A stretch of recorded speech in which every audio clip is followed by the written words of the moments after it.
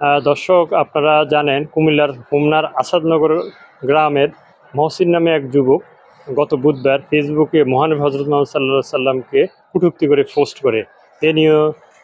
এ নিয়ে স্থানীয় এলাকাবাসী বিক্ষুব্ধ হয়ে উঠে স্থানীয় এলাকাবাসীর দাবির প্রেক্ষিতে হোমনা থানা পুলিশ মহসিনকে গ্রেপ্তার করে আদালতের মাধ্যমে কারাগারে পাঠায়।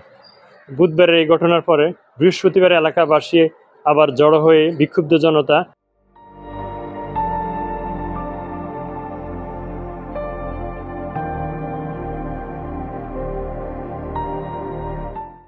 মহসিনের দাদার মাজার সহ এলাকার আরও 4টি মাজারে হামলা এবং অগ্নিসংযোগের ঘটনা ঘটে।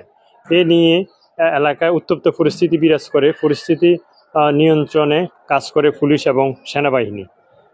বৃহস্পতিবার ওই ঘটনাকে কেন্দ্র করে রাতে হোমনা থানা পুলিশ 2200 জনকে অজ্ঞাত করে আসামি করে।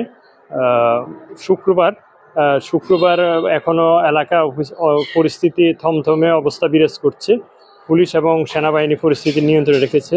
হোমনা থানার ওসি রফিকুল ইসলাম আমাদেরকে জানিয়েছেন পরিস্থিতি নিয়ন্ত্রণে আছে এবং যারা অপরাধী তাদের শনাক্তের চেষ্টা চলছে। কুমিল্লার হোমনা থেকে এ পর্যন্তই।